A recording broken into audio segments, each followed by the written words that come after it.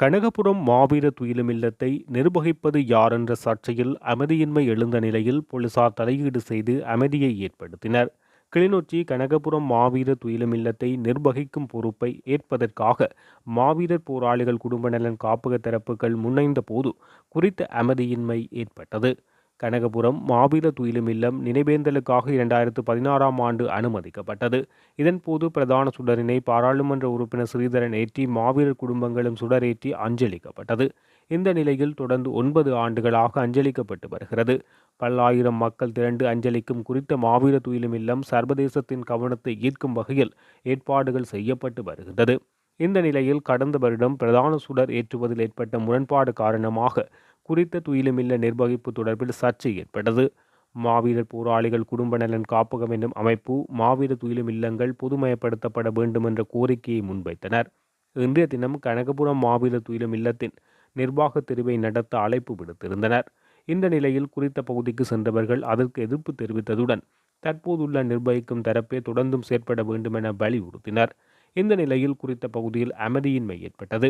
மாவீரர் போராளிகள் குடும்ப நலன் காப்பகம் என்னும் அமைப்பின் உறுப்பினர்கள் மற்றும் அவ்வமைப்பின் அழைப்பில் சென்ற மக்களுக்கு எதிர்ப்பு தெரிவிக்கப்பட்டது. அப்பகுதியில் அமைதியின்மை தொடர்ந்த நிலையில் கிளிநொச்சி போலீசார் அங்கு சென்றனர்.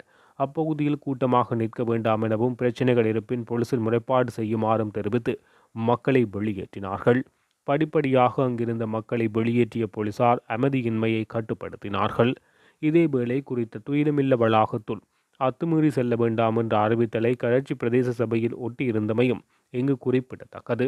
குறித்த விடயம் தொடர்பில் முன்னாள் கரைச்சி பிரதேச சபை உறுப்பினர் சுப்பையா குறிப்பிடுகையில் மக்களின் நினைவேந்தலை தடுக்கும் வகையில் நிகழ்ச்சி நிரல் ஒன்றின் அடிப்படையில் மாவீரர் போராளிகள் குடும்ப நலன் காப்பகம் என்னும் அமைப்பு செயற்படுவதாக தெரிவித்தார்.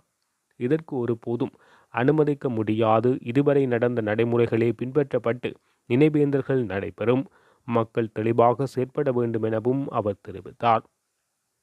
மாவீரர் குடும்ப நல காப்பகம் என்னும் அமைப்பின் தலைவர் பார்த்திபன் தெரிவிக்கையில், மக்கள் மயப்படுத்தப்பட்ட நிர்வாகத்தை அமைக்க வேண்டும் என்று நாங்கள் எதிர்பார்க்கின்றோம்.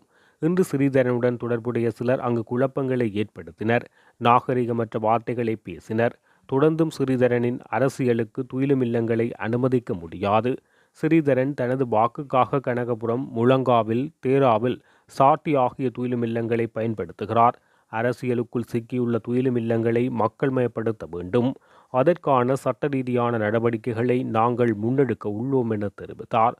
மாவீர துயிலுமில்லங்களை அரசியல் மயப்படுத்தி முன்னாள் போராளிகளுக்குள் முரண்பாடுகள் ஏற்படுத்துவது தொடர்பில் பலரும் அதிருப்தி வெளியிடுகின்றனர்.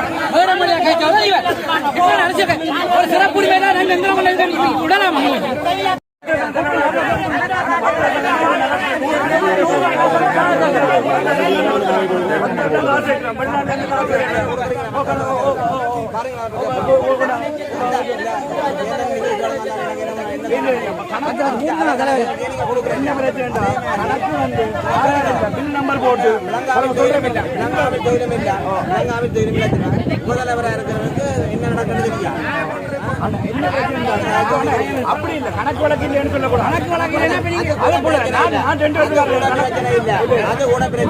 கணக்கு வழக்கெல்லாம் பற்றி கேட்கக்கூடாது.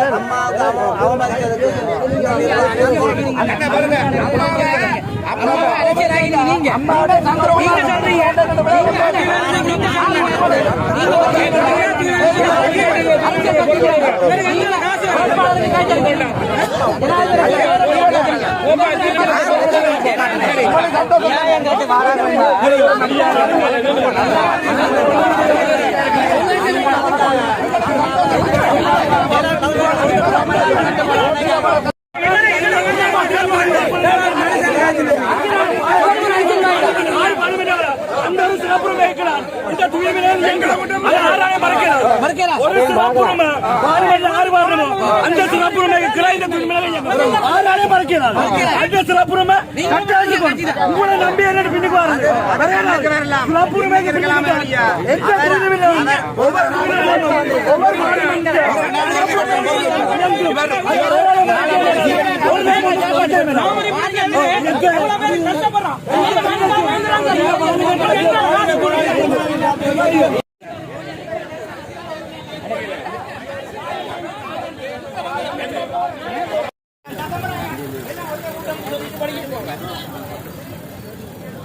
ஒரே மக்கள் ஒரே இனம் ஒரே கூட்டம் எல்லாம் ஒரே கூட்டம்.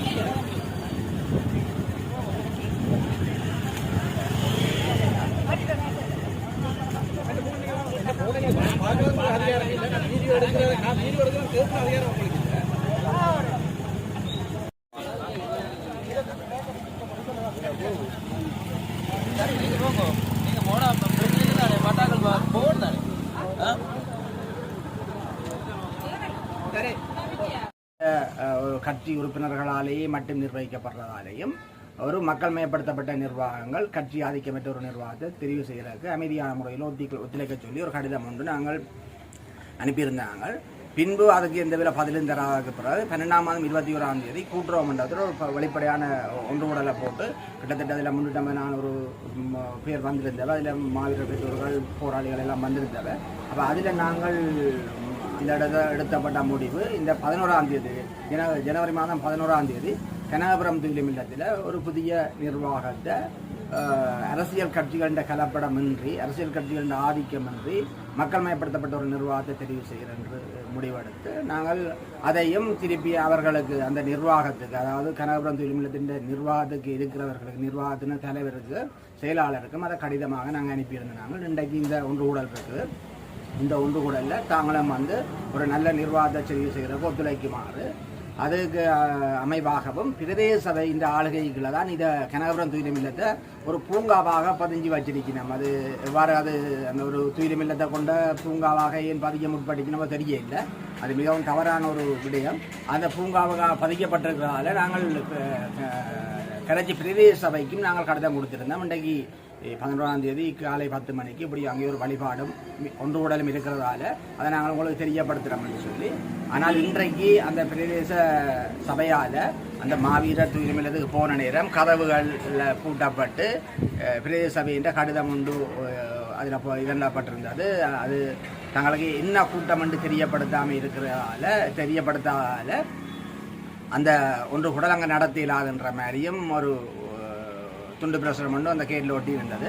இப்போ இந்த விஷயத்தை நாங்கள் இப்போ செய்ய துவங்கினோன்னா மலமலண்டு கனகபுரம் துயிலுமில்லத்தினுடைய வேலிகள் அடைக்கப்பட்டு முட்கம்பி இழுக்கப்பட்டு 2 கதவும் போட்டிருக்கணும். இது பாராளுமன்ற உறுப்பினர் ஸ்ரீதரன் சொந்த நிதியில் செய்யப்பட்டதாகத்தான் அவர்களுடைய கட்சிக்காரர்கள் தெரிவிக்கணும்.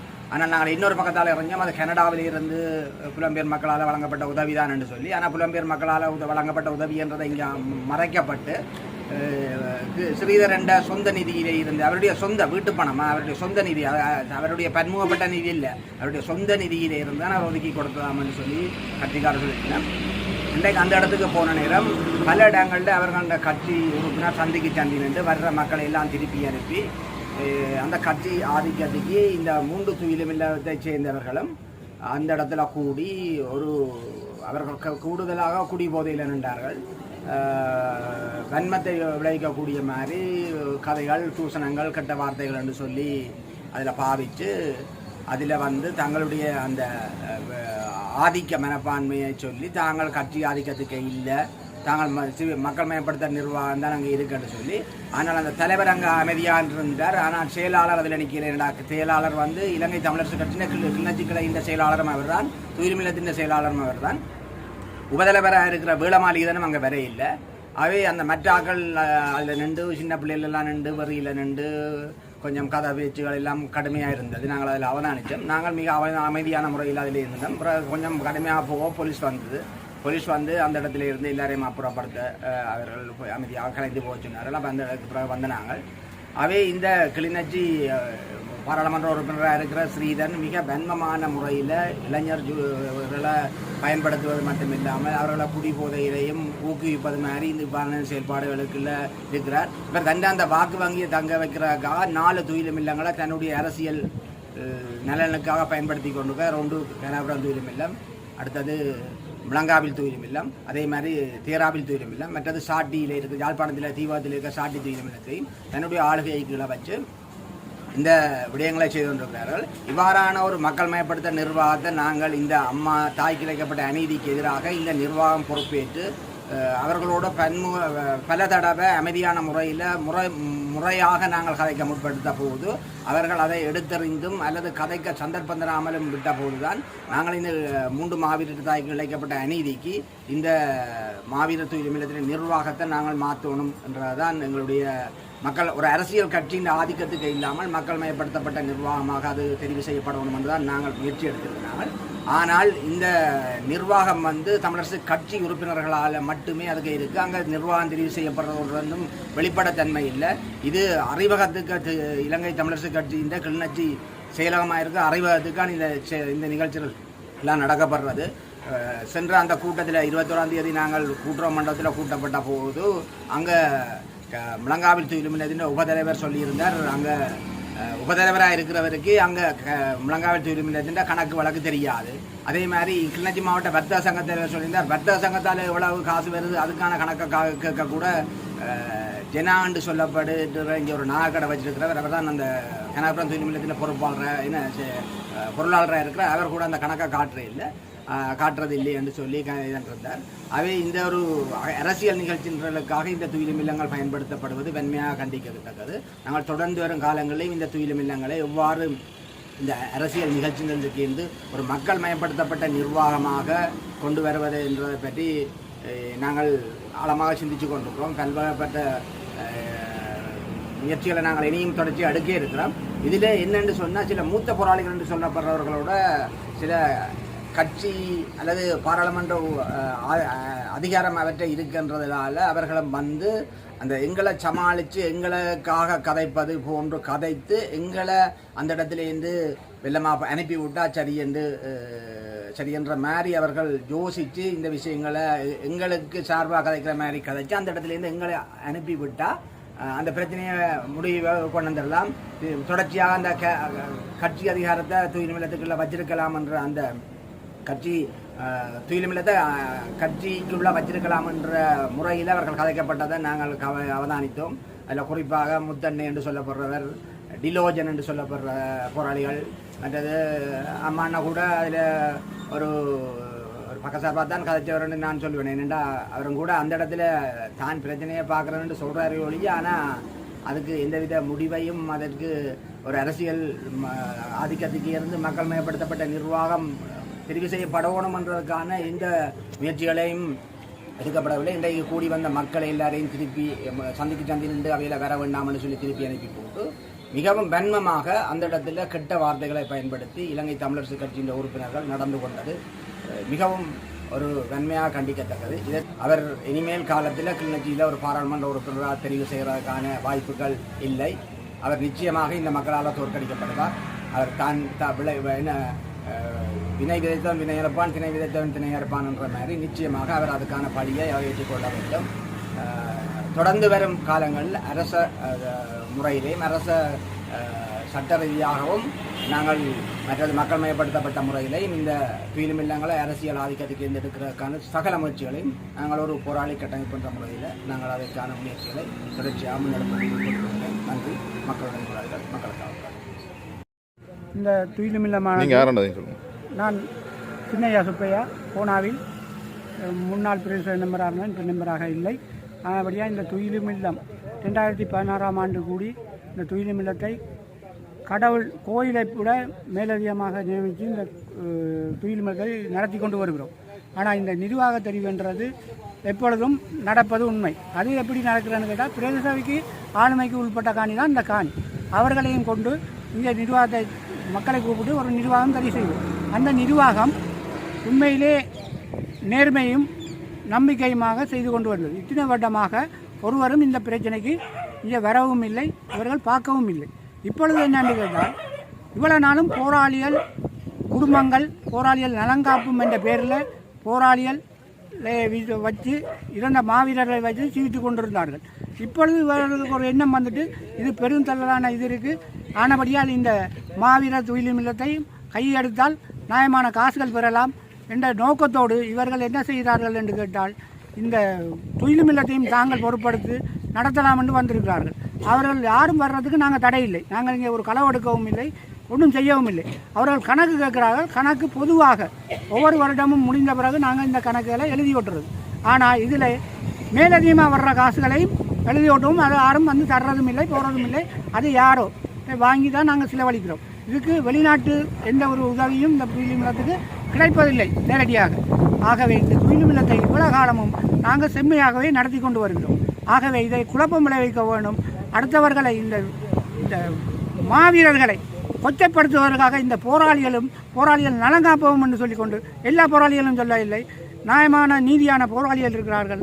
அவர்களுக்கு இந்த போராட்டம் என்ன வலிமை என்று தெரியும். அவர்கள் அந்த நேரத்திலேயே வெள்ளை சேட்டும் நல்ல சேட்டுகளும் அணிந்து கொண்டு ஒரு சிறு போராட்டத்துக்கு போய் அவர்கள் அங்கத்தை இழந்தவுடனே நாங்கள் பெரிதென்று நினைத்து கொண்டு இப்பொழுது மக்களையும் ஏமாற்றி விட்டு இப்போ துயிலும் இல்லத்துக்கு வந்திருக்கிறார்கள். தயவு செய்து மக்களே, நீங்கள் மாவீரர் குடும்பம் போராளிகள் குடும்பம் இருக்கலாம். நீங்கள் இந்த துயிலும் இல்லத்தை மாவீரர் குடும்பங்கள் நீங்களே எல்லாரும் வந்து நின்று தான் செய்கிறீர்கள். உங்களுக்கு ஏதாவது பிரச்சனை இருந்தால் நீங்கள் எங்களிடம் தொடர்பு கொள்ளலாம். சில பிரச்சனைகள் வரும். ஒரு இவ்வளோ பெரிய திரளை செய்கிற நேரம் சில அசம்பாவிதங்கள் நடக்கும். அதையும் நாங்கள் கண்காணித்து தான் செய்து கொண்டு வருகிறோம். தயவு செய்து இனிமேலாவது இந்த பிரதேச நீங்கள் தெரிவு செய்ய வேணுமா என்றால் அது பிரதேச ஆளுமைக்கில் தான் அந்த காணி இருக்கிறது. அவர்களோடும் தொடர்பு கொண்டு பாருங்கள். ஒரு புனிதமான இடத்தில் உண்மையிலே இந்த காவல்துறையில நாங்கள் மெச்ச வேணும். இங்கே இது புனிதமான சேவை நடந்து கொண்டிருந்த நேரம் கூடி அவர்கள் இந்த இடத்துக்கு வர இல்லை. இவர்கள் இவ்வளவு மக்கள் வந்தார்கள், அவர்கள் பாதுகாப்பு மட்டும் கொடுத்தார்கள். இன்றைக்கு ஒரு இப்படி வந்து நீங்கள் எல்லாம் வந்து குளப்படியை உண்டாக்க அவர்கள் வந்து பிரித்து விட்டு போகிறார்கள். அவர்கள் நினைச்சால் கோர்ட்டில் போட்டு உங்களுக்கு வழக்கு போட சொல்லியிருக்காங்க. வழக்கு போட்டால் கோர்ட்டில் போட்டு துயிலும் இல்லத்தை பூட்டிடுவார்கள். அதை விரும்புகிறீர்களா? நீங்கள் சொல்லுங்கள் பார்ப்போம். நீங்கள் போராளிகளாக இருக்கலாம், நல விரும்பிகளாக இருக்கலாம், இல்லாட்டி போராளி நலங்காப்பமாக இருக்கலாம். நீங்கள் இந்த துயிலும் இல்லத்தை மூடுவதற்கு நீங்கள் எத்தனிக்கிறீர்களா? தயவு செய்து நீங்கள் எங்களோடு நீங்கள் சேர்ந்து பயணிக்கலாம். நீங்கள் உங்களுக்கு கணக்கு பிரச்சனைனா இப்போ கணக்கு பிரச்சனை மாதிரி கணக்கு பிரச்சனையை உங்கள்கிட்ட கேட்கிறனாலும் பொதுமக்களுக்கு தான் காசு வாங்குறீர்கள், உங்கள்கிட்டையும் கேட்கணும். நீங்களும் பொதுவாக உங்களை கணக்குகளை எழுதி ஓட்டுங்கள். நாங்கள் எங்களை கணக்கில் எழுதி ஓட்டுறோம். இங்கேருந்து வர்ற ஒரு போராளியோ இல்லை இங்கே வந்து புனிதமாக வேலை செய்கிறவரோ யாருமே இங்கே சம்பளம் எடுக்கிறதில்லை. இங்கே தியாகின்ற ஒரு போராளி இருக்கார். அவர் அந்த நேரமும் இதுக்குள்ளேயே இருந்து தான் வளர்ந்தவர்.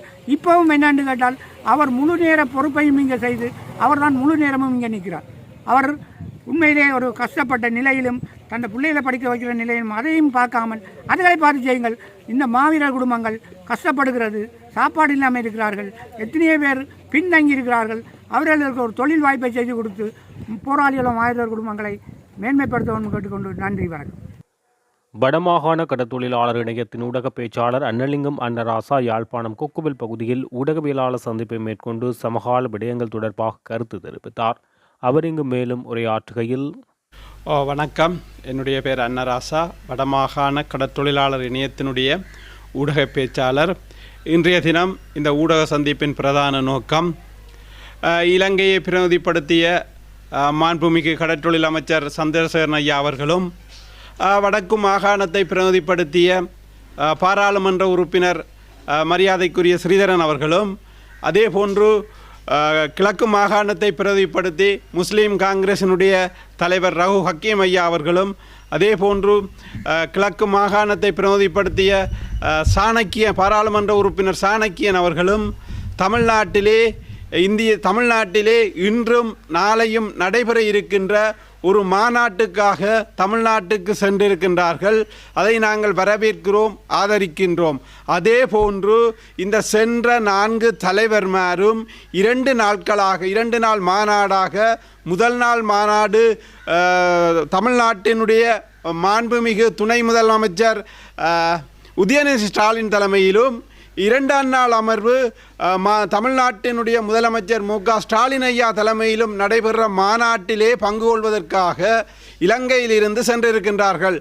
வடக்கு கிழக்கை பிரதிநிதிப்படுத்தியும் சென்றிருக்கின்றார்கள்.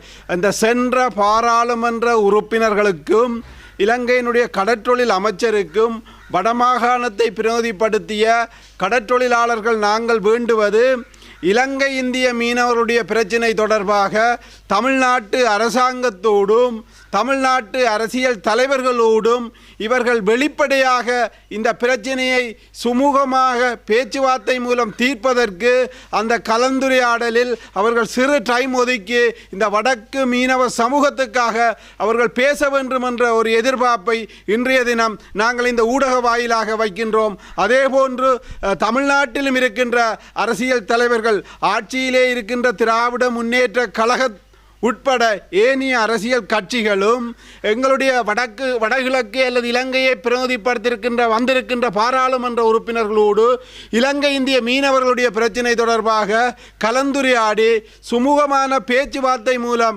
2 நாட்டு மீனவர்களுடைய பிரச்சினையை தீர்வு காண்பதற்கு நீங்கள் முயற்சிக்க வேண்டும். அதிலும் குறிப்பாக வடக்கு கடற்றொழில் சமூகம் தொடர்ந்தும் பாதிப்பை ஏற்படுத்தி கொண்டிருக்கின்றது.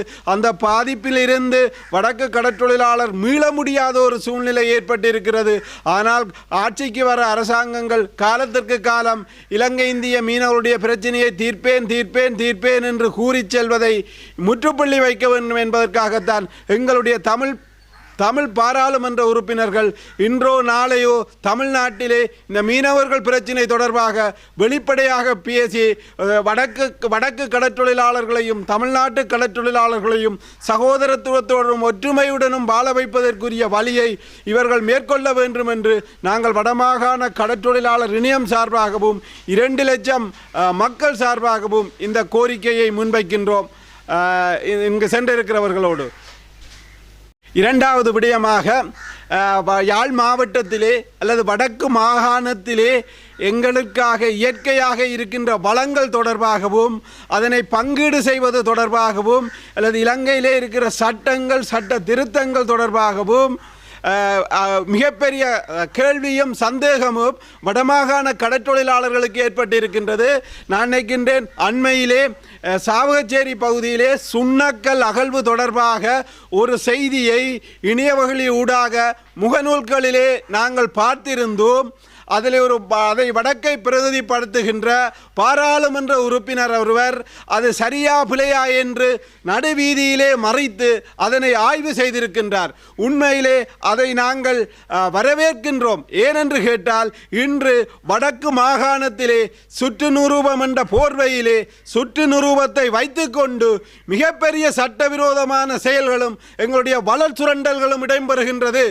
உதாரணத்திற்கு நாங்கள் கடற்றொழில் சமூகம் எதிர்கொள்கிற பிரச்சனையாக இலங்கையிலே கரையோரம் பேணல் பாதுகாப்பு திணைக்களத்துக்காக இருந்தாலும் சரி 63வது இலக்க அரசகாணி கட்டளை சட்டத்தின் ஊடாக பிரதேச செயலர்கள் கடலட்டை பண்ணைக்கு காணி வழங்கும் போது கரையிலே இருந்து 1.5 கிலோமீட்டர்கள் முத்தரைகளிலே காணி வழங்குவதாகவும் ஒரு செய்தியையும், இல்லை முத்தரைக்கு வெளியிலே காணி வழங்குவதாக ஒரு செய்தியையும், குறிப்பாக யாழ்ப்பாணம் வேலனை பிரதேச செயலர் அவர்கள் ஒரு வருடத்திலே 2 மாறுபட்ட தகவல்களை சுற்று நிறுவம் என்ற போர்வையிலே ஒரு கடற்றொழில் சமூகத்தை ஏமாற்றுகின்ற செயல்பாட்டை செய்கின்றார். அது எப்படி என்று கேட்டால் கடலிலே இருந்து 2 கிலோமீட்டர் முட்தரை என்றும் அந்த முட்தரைக்குள்ளே தான் கடல் அட்டை பண்ணை இருப்பதாக தாங்கள் சுற்றுநிரூபத்தின் அடிப்படையிலே வேலணை பிரதேச செயலர் செயல்படுவதாக சொல்கின்றார்கள். ஆனால் அதே கரையோரம் பேணல் திணைக்களம் அந்த 2 கிலோமீட்டருக்கு அப்பால் முட்தரைக்கு வெளியிலேதான் இந்த சட்டவிரோத அனுமதியற்ற முறையற்ற கடல் அட்டை பண்ணைகள் அமைக்கப்பட்டிருப்பதாக அவர்கள் சொல்கிறார்கள். ஆனால் எங்களுடைய இந்த சட்டத்தை யார் நடைமுறைப்படுத்துவது அல்லது இதை யார் கண்காணிப்பது? யாழ்ப்பாணத்திலே அல்லது வடமாகாணத்திலே மிக பிரசித்தி பெற்ற சட்டத்தரணி அனைவரையும் நாங்கள் மன்றாட்டமாக கேட்கின்றது, நீங்கள் எங்களுடைய மண்ணுக்காகவும் எங்களுடைய உரிமைக்காகவும் நீங்கள் போராடுகிறீர்கள், அதே போன்று எங்களை வளங்களை காப்பாற்றுவதற்காக நீங்கள் செயல்பட வேண்டும். சுற்றுநிரூபம் சட்டத்தின் மூலம் அதில் இருக்கிற ஓட்டைகளை வைத்துக்கொண்டு எங்களுடைய வளத்தையும் எங்களுடைய வாழ்வாதாரத்தையும் பல்தேசிய கம்பெனிகளுக்கும் வெளிநாட்டு பின்புல பினாமிகளுக்கும் நீங்கள் வழங்குவதற்கு ஆதரவாக செயல்படுகிறீர்கள். நாங்கள் இந்த கடற்றொழில் சமூகமாக யாழ்ப்பாணத்திலே பிரபல முக்கியம் வாய்ந்த சட்டத்தரணிகளே, உங்களுடைய மனச்சாட்சியை தொட்டு கேளுங்கள். இந்த வடக்கு கடற்றொழில் சமூகம் இந்த கடற்காணி அரசகாணி குத்தகைக்கு வழங்குவதிலே பல்வேறு முறைகேடுகள் முறையற்ற விதத்திலே நடந்து கொண்டிருக்கின்றது. இதை தட்டி கேட்பது யார்? ஒரு மக்கள் பிரதிநிதியாக இளங்குமரன் தட்டி கேட்டதை பல இடங்களிலே விமர்சித்தார்கள். ஏனென்று கேட்டால் பாராளுமன்ற உறுப்பினர்கள் மேல் சட்டத்தை கையில் எடுக்கிறார்கள் என்று. சட்டத்தை கடைபிடிக்க வேண்டிய பிரதேச வேலணை பிரதேச செயலரே காலம்புரை ஒன்று பின்னேரம் ஒன்று மத்தியானம் ஒன்று தாரார். இதற்கு ஆதரவாக சில சட்டத்திறனிகள் இருக்கிறீர்கள். நாங்கள் கேட்பது பிழையை பிழை என்றும் எங்களுடைய வளம் சார்ந்து எங்களுடைய உரிமை சார்ந்து நீங்கள் நியாயமான முறையிலே வாதாட வேண்டும் என்று. வெறுமனவே நீங்கள் பணத்துக்காக உண்மைக்கு பொய்யாக எங்களுடைய வளத்தையும் வாழ்வாதாரத்தையும் அளிக்கின்ற செயல்பாடுகளுக்கு துணை போவது சட்டமன்ற போர்வையிலே சட்டத்தை கையில் எடுக்கக்கூடாது என்று நீங்கள் கூறுவதும் எங்களுக்கு கவலை அளிக்கின்றது. ஏனென்று கேட்டால் சரியோ தவறோ ஒரு பாராளுமன்ற உறுப்பினர் ஒரு சம்பவத்தை இன்று வெளிக்கொண்டு வந்திருக்கின்றார். அதில் சரி இருக்கலாம் பிழை இருக்கலாம், சுற்றுநிரூபம் ஒன்றை சொல்லுது, ஆனால் நடைமுறையிலே இன்னும் ஒன்று வேறையாக இருக்கின்றது. அதிகாரிகள் தங்களை காப்பாற்றுவதற்காக சுற்றுநிரூபத்தையும் தங்களுக்கு ஏற்றால் போல் சட்டத்தையும் வளைத்து போட்டு ஆவணங்களை தயாரித்து வைத்திருக்கின்றார்கள். கடலிலும் தரையிலும் நடப்பது வேறையாக இருக்கின்றது. தயவு செய்து யாழ்ப்பாணத்தின் பிரபல சட்டத்தரணிகளே, இந்த கடற்தொழிலாளர்களுடைய இந்த கடல் காணி என்பது எங்களுடைய தமிழர்களுக்கு உரித்தான கடலை இன்று இதே சட்டத்தரணிகள் அல்லது இதே புத்திஜீவிகள் என்ற ஆதரவோடு எங்களுக்கு சொந்தமான கடலையும் எங்களுடைய வாழ்வியலோடு இணைஞ்ச கடலையும் எங்களுடைய வாழ்வாதாரத்தையும் சட்டம் என்ற போர்வையிலே சுற்றுநிறுவம் என்ற போர்வையிலே அதிகார துஷ்பிரயோகங்கள் நடக்கிறது. இதை கேட்க நீங்கள் முன்பாருங்கள். எங்களால் முடியாமல் இருக்கின்றது. நாங்கள் தனிப்பட்ட ஒருவராக கேட்கும்போது பல சட்டத்தரணிகள் எங்கள் மீது குற்றம் சாட்டி எங்களை நீதிமன்றத்துக்கு உட்படுத்தி சவாலுக்குட்படுத்த முயற்சிக்கின்றார்கள். ஆனால் உண்மையில் பெரும் முதலாளிகளுக்கும் அல்லது பெரும் பல்தேசிய கம்பெனிகளின் கஜனாக்களை நம்பி நீங்கள் உங்களுடைய இருப்புக்காக எங்களுடைய சமூகத்தை அல்லது இந்த சுண்ணக்கல்லாக இருந்தாலும் சரி, இல்லாட்டி எங்களுடைய வடக்கு மாகாண கடலிலே நடைபெறுகின்ற முறையற்ற விதமான இந்த காணிகளை பிரதேச செயலகங்கள் வழங்குகின்ற செயல்பாடு. பிரதேச செயலகம் ஒன்றை சொல்கிறது, கரையோரம் பேணல் திணைக்களம் ஒன்றை சொல்கிறது. உதாரணத்துக்கு கிளிநொச்சி மாவட்டம் கிராஞ்சி பகுதியிலே நாரா நிறுவனத்தினால் ஆய்வு செய்யப்படாத இடத்துக்கெல்லாம் கிளிநொச்சி பிரதேச செயலர் கடல் அட்டை பண்ணைக்கு காணியை குத்தகைக்கு வழங்குகின்றார். இதை நாங்கள் எங்க போய் கேட்கிறது? எங்க சட்ட நடவடிக்கை எடுக்கிறது? இதுக்காக எங்களுக்காக ஆர் வருகிறீர்கள்? நாங்களும் எங்களுடைய இறமையுள்ள கடலை அல்லது தமிழீழ கடலை அல்லது தமிழ் கடலை காப்பாற்றுவதற்காகத்தான் இந்த கோரிக்கைகளை முன்வைக்கின்றோம். எனவே இளங்குமரன் போன்ற வந்திருக்கின்ற பாராளுமன்ற உறுப்பினர்கள் இந்த கடல் பிரச்சனையிலும் இந்த காணி வழங்குகிற பிரச்சனையிலும் நீங்கள் தலையிட வேண்டும் என்ற செய்தியை நாங்கள் கேட்கின்றோம். ஏனென்றால் ஏனைய பாராளுமன்ற உறுப்பினர்கள் எங்களுடைய தேசிய பிரச்சினை மட்டும் அல்லது இனப்பிரச்சினை மட்டும் என்று பேசிக்கொண்டிருக்கின்றார்கள். உள்ளால இனப்பிரச்சினையும் இல்லை, எங்களுடைய நிலமும் இல்லை, எங்களுடைய கடலும் இல்லை, எல்லாம் புத்தவியாரையாகி மாற்றப்பட்டு கொண்டு வருகிறது. வெறுமனவே தேசியம் தாயகம் என்ற கோட்பாட்டை மட்டும் உச்சரித்தால் போதாது. அதை கொண்டு நடத்தக்கூடிய ஒரு சமூகம், ஒரு கடல், ஒரு பிரதேசம் எங்களுக்கு இருக்கிறது. அதையும் காப்பாற்றுவதற்கு நீங்கள் முன்வர வேண்டும் என்ற செய்தியை இந்த நேரத்திலே நாங்கள் தயவாக கேட்டுக்கொள்கின்றோம்.